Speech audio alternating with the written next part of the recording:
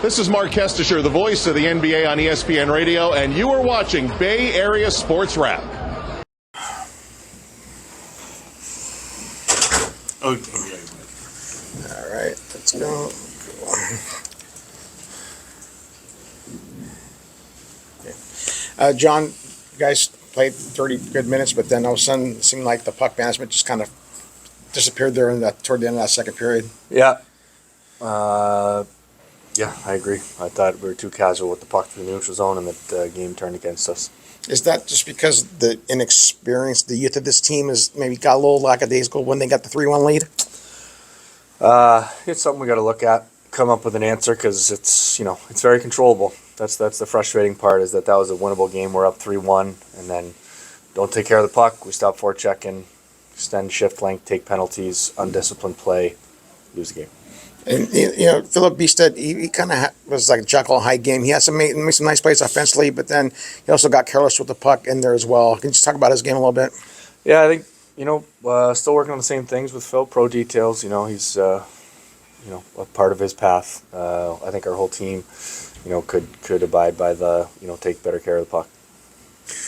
So like he was hitting on before, I mean, puck management seemed to be a thing, but being a young team, puck management being the problem, which is something you can easily fix, that I guess has to be a bright spot in it. Well, hey, that's a fixable thing versus hey, we're not skilled enough, we're not big enough, we're not fast enough, yeah?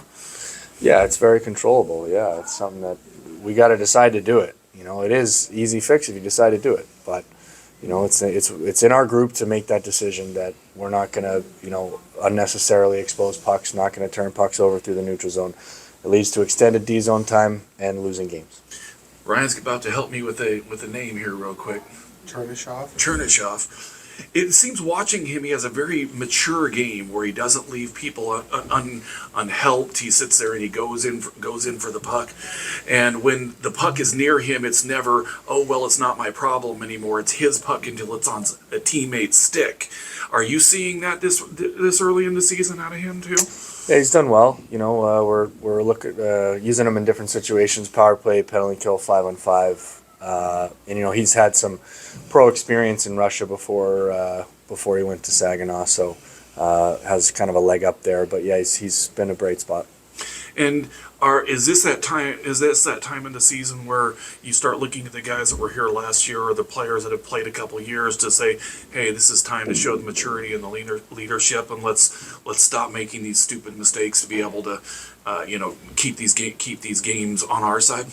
It's all of us. Yeah, it starts with me. We got to draw the line. We got to it's got to be something that we all buy into, or we're going to continue to get results like this. That's a game that we should have won, but we let them back in the game at a time where we didn't have to. This is kind of a microcosm of what's gone on so far. Even the home opener was a win, but there were still 6 goals against. That's not the way the team started out last season. And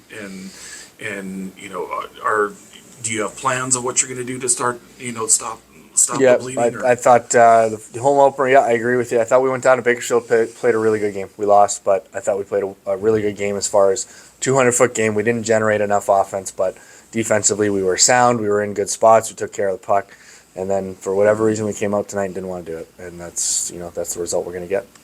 And as far as this week, and now you're going up against Milwaukee, yeah. 2-game series, it's going to be a tough opponent. So, what do you feel like that needs to be claimed the most going into this series this Friday? Yeah, puck management. I sound like a broken record, but it's the answer. We got to take better care of the puck. We got to be more predictable to each other, and then string shifts on top of each other. That's kind of how you take over a game. Honestly, what they did to us in the third. We had a chance to get back in that game in the third period, but we came out and they pretty much carried the play in the third period. So, that's what we got to do. And what has to improve on the power play? You guys went 1 for 5 tonight. There was a nice goal from Helton in, but then after that, there wasn't that many good chances on there. Yeah, I didn't think our entries we didn't get in too easily and lost too many of the face-offs. We spent a lot of time getting ourselves into the zone, and then when we were in the zone, we got to get a few more opportunities at the net.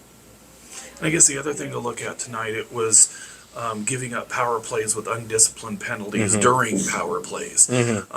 Something that was a little bit of an issue at the end of last season, but seems to be kind of creeping its head in here a little bit today. I thought our discipline as far as our stick detail was poor all night. Power plays in 5-on-5. We took too many penalties. We took bad timing. And that's also contributed to it. I guess the good part is it's game 3 and plenty of time to fix it. Yep. We're it's part of the process, and we that's right. As long as we fix it, that's okay. But we got to decide that we got to fix it. Also, thanks, guys. Thank you, Jim. This is A's TV announcer Chris Carey for Bay Area Sports Wrap. Please give us a like and subscribe to our YouTube channel.